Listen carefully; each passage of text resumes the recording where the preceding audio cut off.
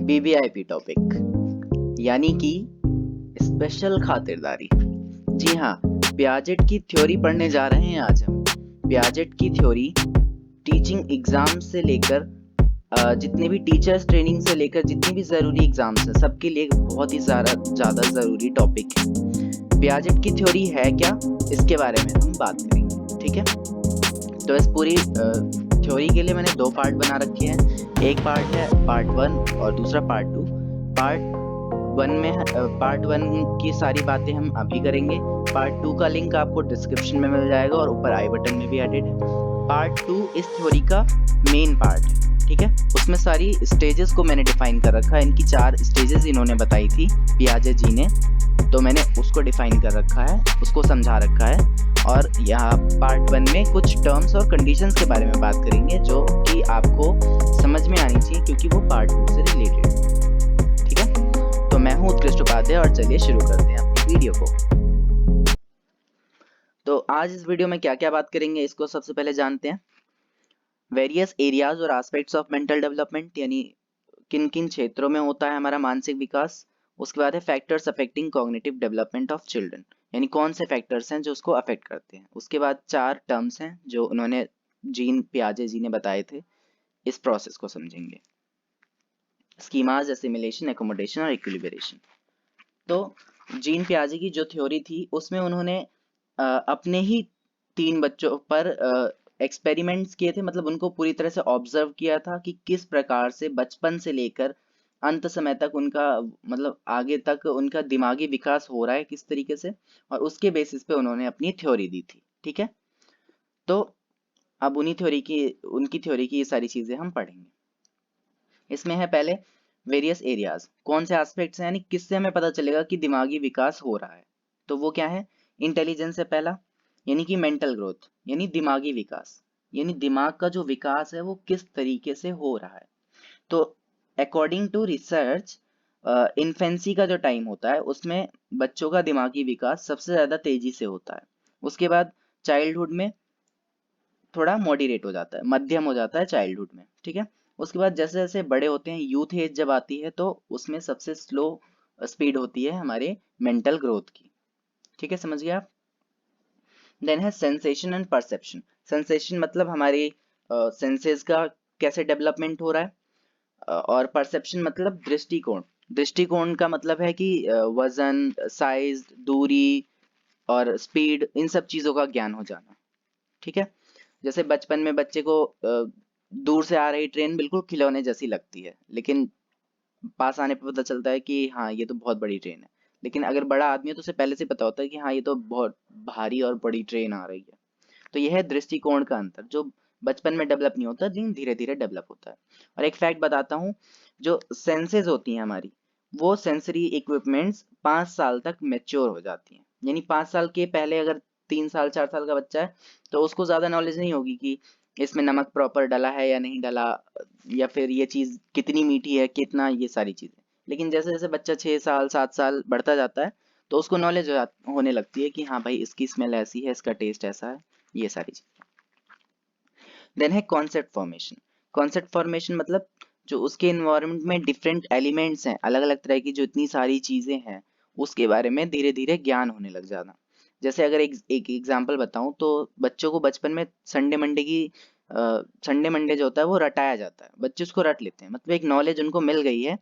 फिर वो कॉन्सेप्ट धीरे धीरे जैसे जैसे वो बड़े होते हैं उनको वो क्लियर होता जाता है कि संडे मंडे का हमारे जीवन से क्या रिलेशन है, कैसे वो हमारे लाइफ से जुड़े हैं। तो इस तरीके से और इन्वायरमेंट के जितने कॉन्सेप्ट्स हैं वो उनको पता चलते हैं, वो डेवलप होते हैं। देन है डेवलपमेंट ऑफ लैंग्वेज, यानी कि लैंग्वेज का कैसे विकास हो रहा है। डेवलपमेंट ऑफ मेमोरी, यानी दिमागी विकास कैसे हो रहा है, यानी बचपन की चीजें आपको याद नहीं होंगी, 2 साल की चीजें 2 साल में आपका किसी रिलेटिव की शादी हुई है तो आपको नहीं याद होगी। लेकिन अगर बच्चा जैसे जैसे बड़ा हो रहा है, 7 साल 8 साल 11 साल, तो उसको वो चीजें याद रहने लग जाती हैं। तो मतलब क्या है, मेमोरी का डेवलप होना। देन है क्रिएटिविटी। क्रिएटिविटी का मतलब है कि आपका अपने आप कुछ कर पाना, मतलब कुछ यूनिक तरीके से। जैसे बचपन में क्या होता है, बच्चे नॉर्मली कॉपी करते हैं अपनों से बड़ों की, या जो भी वो देखेंगे वो उसको कॉपी करेंगे, उनका कुछ अपना ओरिजिनल नहीं होता उस टाइम पे। पर जैसे जैसे बच्चा बड़ा होता है वो चीज़ों को अपने ढंग से करने लग जाता है, अपने तरीके से करने लग जाता है, तो दैट इज क्रिएटिविटी।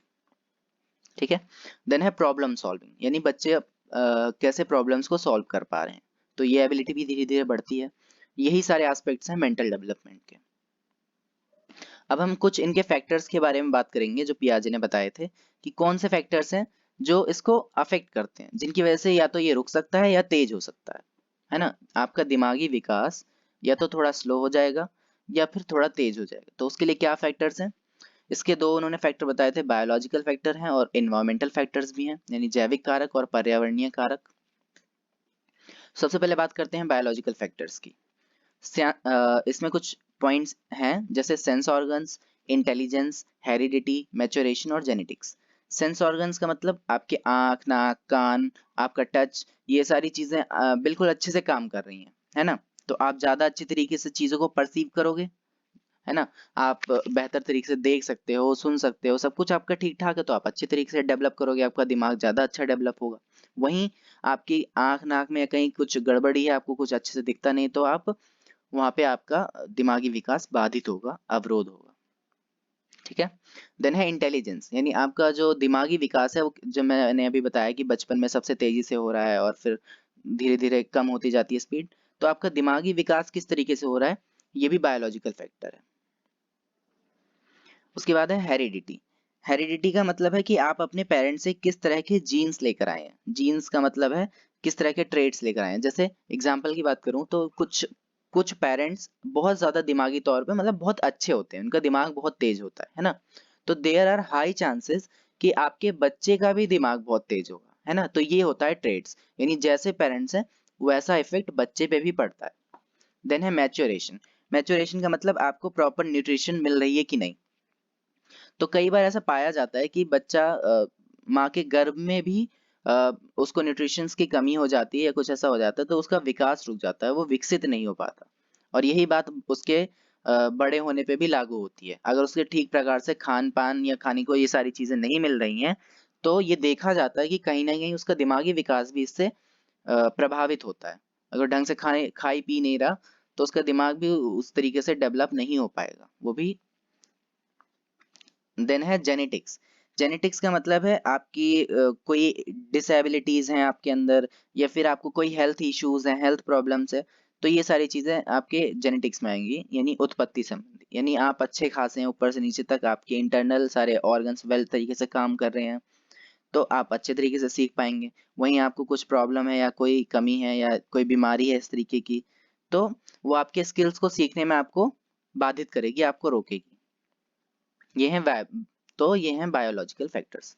उसके बाद बात करते हैं इन्वायरमेंटल फैक्टर्स की। इन्वायरमेंटल फैक्टर्स में है learning opportunities, economic status, play, various type of stimuli and family and society. Learning opportunities मतलब आपको सीखने के लिए कितनी अपॉर्चुनिटीज मिल रही हैं।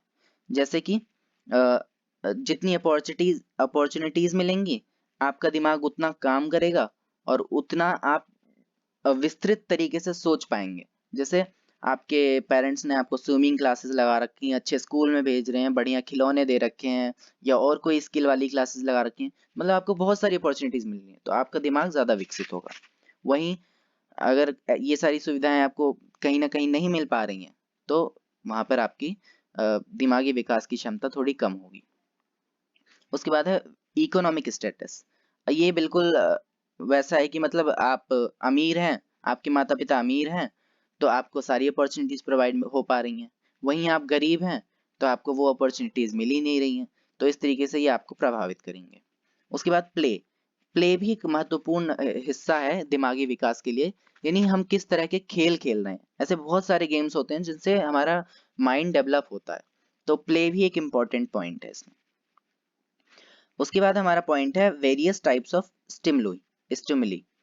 स्टिमुली में आता है कि देखो जैसे जैसे बच्चा बड़ा होता है वो अपने आसपास बहुत सारी चीजें देखता है। अपने कई बार उसको कुछ अच्छी चीजें नजर आती हैं, कई बार कुछ बुरी चीजें नजर आती हैं, कुछ नेगेटिव पॉइंट्स नजर आते हैं। तो उनकी जो सेंसेस होती हैं वो उसको देखती हैं और उसका मतलब समझने की कोशिश करती हैं। तो ये इसमें पेरेंट्स का बहुत रोल होता है कि पेरेंट्स कैसे अपने बच्चे को ध्यान दे रहे हैं, उसको समझाएं बुझाएं, मतलब समझाएं बताएं कि हाँ बेटा ये चीजें अच्छी हैं, आपको ये चीजें जाननी है, ये चीजें समझनी है और ये चीज़ें बुरी हैं, आपको इन चीज़ों को ध्यान नहीं देना है। तो ये है various types of stimuli.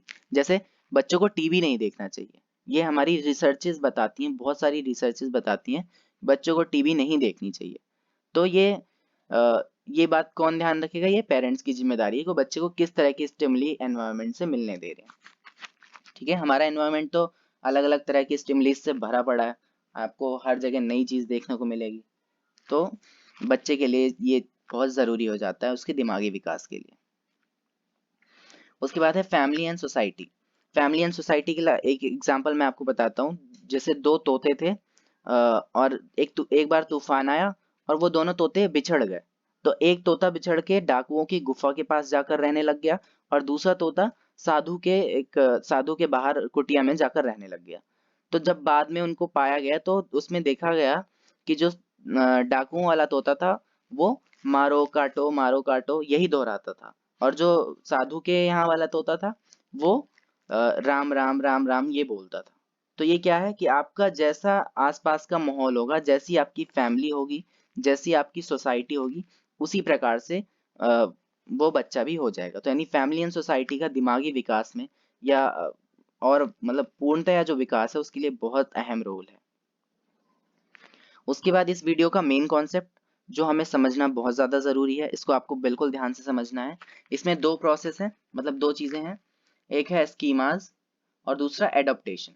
Schemas का मतलब है जीन पियाजे ने बताया कि हम जो भी हमारे आसपास जितनी भी इंफॉर्मेशन होती है उस इंफॉर्मेशन को कलेक्ट करने के लिए हमारे दिमाग में अलग अलग कमरे बने होते हैं।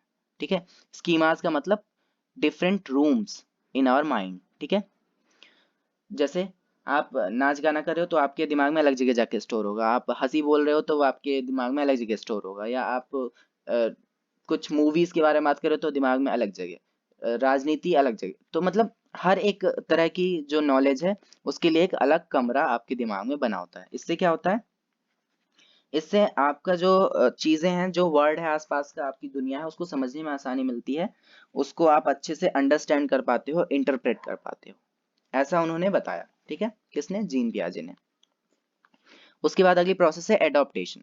एडॉप्टेशन एक प्रोसेस है जिसके अंदर 3 पॉइंट्स हैं, एसिमिलेशन, इक्विलिब्रेशन और एकोमोडेशन। इसे ध्यान से समझना है आपको।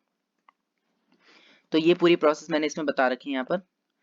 इसमें सबसे पहले एसिमिलेशन होता है, देन इक्विलिब्रेशन, न्यू सिचुएशन, और ये मतलब पूरी एक प्रोसेस है। मैं इसको लाइन वाइज आपको समझाता हूँ। एसिमिलेशन का मतलब है कोई भी न्यू नॉलेज। ठीक है, जैसे एग्जांपल के लिए सबसे पहले इस बच्चे ने एक बिल्ली देखी। ठीक है, अब उसके दिमाग में ये स्कीमा जाके सेव हो गया उसके दिमाग के कमरे में कि इस तरीके से बिल्ली होती है। ओके, उसके बाद इक्विलिब्रेशन का मतलब है स्थिरता। अब आपके दिमाग में सेव हो गया कि ये इस तरह की बिल्ली होती है, अब वो आपके दिमाग में सेव हो गया, यानी आपका दिमाग उस समय स्टेबल है। इक्विलिब्रियम का मतलब स्टेबल, ओके, स्थिर। अब आपको एक नई सिचुएशन मिली, यानी कि अब बच्चे ने टीवी में या कहीं अलग से एक टाइगर का बच्चा देखा। अब ये भी बिल्ली की तरह सेम दिख रहा है, इसके भी पीठ पे पैटर्न्स हैं, मूछें हैं, पूंछ है, ये भी बिल्ली की तरह दिख रहा है। अब बच्चा इसको क्या बोलेगा? बिल्ली, है ना, इसको भी बिल्ली बोलेगा। तो ये एक नई सिचुएशन आ गई। लेकिन यहाँ पर क्या है, डिसइक्विलिब्रियम की सिचुएशन आ गई कि बिल्ली ऐसी दिखती है और ये टाइगर का बच्चा भी ऐसा दिखता है, लेकिन दोनों चीजें अलग हैं। अब आपका दिमाग स्थिर नहीं होगा, यानी अनस्टेबल, यानी डिसइक्विलिब्रियम। उसके बाद अब आपको कोई बताएगा कि बेटा बिल्ली ऐसी होती है और टाइगर का बच्चा ऐसा होता है, इन दोनों में ये अंतर होता है ना। तो अब आप पहचानने लगो कि हाँ, बिल्ली अलग चीज है और टाइगर का बच्चा अलग चीज है। तो ये क्या हुआ? एकोमोडेशन। इसका मतलब है अपडेशन ऑफ नॉलेज, मतलब जो जानकारी आपके पास थी उसमें बदलाव करना या उसमें कुछ काट छाट कर और जोड़ना, ये होता है एकोमोडेशन का मतलब।